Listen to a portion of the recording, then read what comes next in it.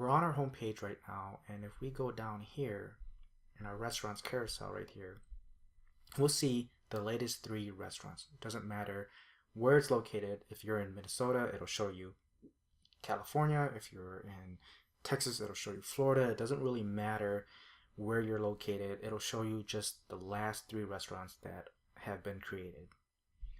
Now, what I want to do is to only limit it to where you're located. So I don't care about California. I don't care about Florida. I don't care about New York. I only care about restaurants that are within my general vicinity. So how do we do that? Well, if we go into our restaurants controller, what we need to do is define 2 more variables. So visitor latitude equals request location latitude. And I'll explain what this means in a bit here.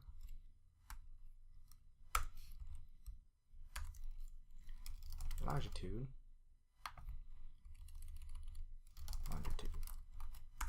So what this is doing is it's grabbing the visitor's location via their IP address and getting the latitude and longitude. So it does basically what Google Maps does. When you go to Google Maps, it knows kind of where you're located. This is what it's doing here, and this is a geocoder method. Now, there's one problem with this, is that we are only testing this locally. So we're on localhost 3000. We're not on the internet. We really don't have a way. Geocoder doesn't have a way to grab our latitude and longitude. So how do we test this? Well, the only way to really do that, to test it in our development environment, is to actually define it manually. So you actually have to hard code the variables.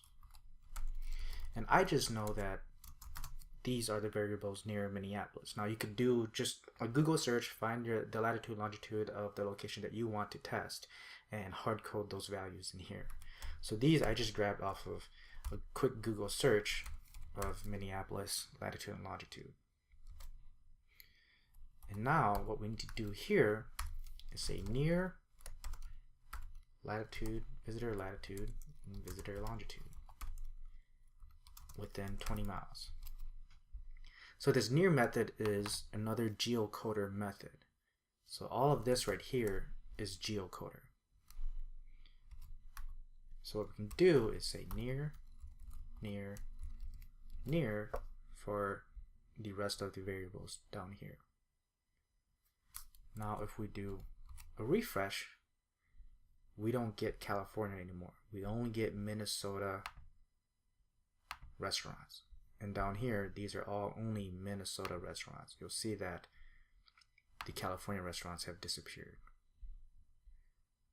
So this is a very powerful method here that geocoder gives us, and you can do it with very little code.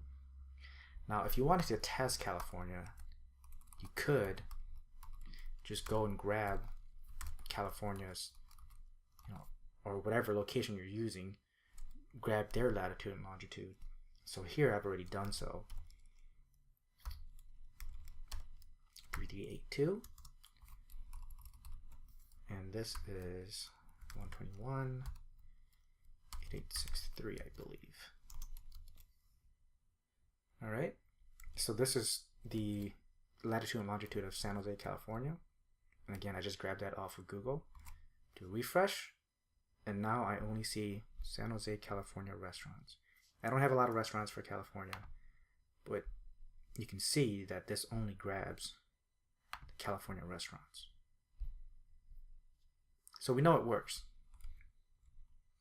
So I'm just going to revert that back because I want to use Minnesota. Refresh, and there you go. Refresh it for us. Fantastic. So all we had to do was define the latitude and longitude and then use geocoder's near method. Again, in production, you'll want to use this syntax up here, and so that it actually does grab the user's actual location based off their IP address. You wouldn't want to hard code that by any means. So for development, this is what you want to do, hard code it, but when you push it out to production, you'll actually use the highlighted syntax right here. So that's how you grab restaurants near a specific location.